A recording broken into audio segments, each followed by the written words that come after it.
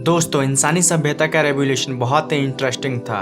इंसानों ने अपनी सभ्यता के रेवोल्यूशन के साथ अपनी ज़रूरत की सभी चीज़ों का आविष्कार किया और उन्हें बनाया। उन्हीं में से एक थे घर। स्टोन एज में इंसान गुफाओं में रहते थे, लेकिन जैसे जैसे इंसानों का बौद्धिक विकास हुआ वैसे वैसे इंसानों ने नई नई चीज़ों को बनाया। उन्होंने पहले मिट्टी के घर बनाए जिन्हें कच्चे मकान कहा जाता था। बाद में ईंट और सीमेंट के आविष्कार के कारण पक्के मकान बनाए जाने लगे। उस समय लोगों का गुजारा इन छोटे मकानों में आसानी से हो जाता था, क्योंकि उस समय धरती की जनसंख्या बहुत कम और जमीन बहुत अधिक थी। लेकिन आज जनसंख्या विस्फोट के कारण धरती की जनसंख्या बहुत अधिक और जमीन बहुत कम रह गई है।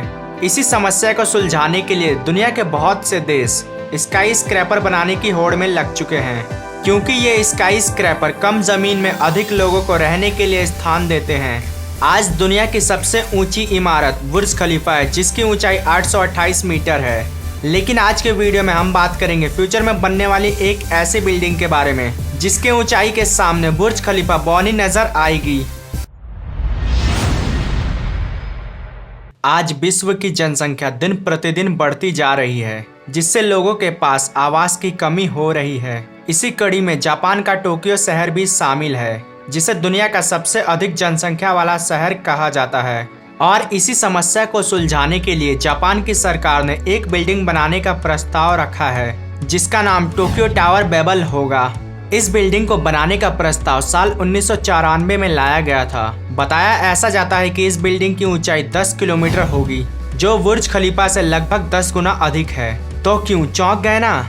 तो अब आप सोचेंगे, यदि बिल्डिंग इतनी ऊंची है तो इसका बेस कितना बड़ा होगा। तो हम आपको बता दें कि इतनी ऊंची बिल्डिंग को संभालने के लिए इसका बेस 12 से 15 किलोमीटर चौड़ा होगा।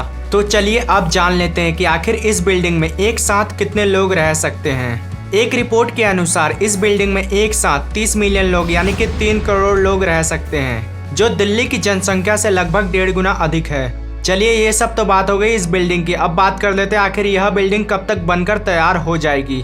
तो अफसोस, इस बिल्डिंग को देखने के लिए हम में से अधिकतर लोग जिंदा नहीं बचेंगे, क्योंकि इस बिल्डिंग को बनाने में लगभग 120 से 150 साल लग जाएंगे। और यदि आप उस समय तक जिंदा रहे तो इस बिल्डिंग को देख पाएंगे। तो अब आपने इस बिल्डिंग के बारे में सब जान लिया, लेकिन अब आप सोच रहे होंगे, यदि बिल्डिंग इतनी बड़ी है तो इसको बनाने का खर्च भी तो बहुत ज़्यादा होगा।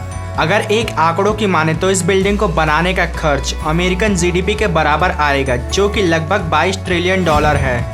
ये इतना होता है जितना आप सपने में सोच भी नहीं सकते हैं। आपको ये जानकारी कैसी लगी? यदि इस वीडियो से आपने कुछ नया जाना तो इस वीडियो को लाइक करें और चैनल को सब्सक्राइब करके बेल आइकन दबाएं, ताकि चैनल से रिलेटेड सभी अपडेट्स आप तक टाइम टू टाइम पहुंचती रहे।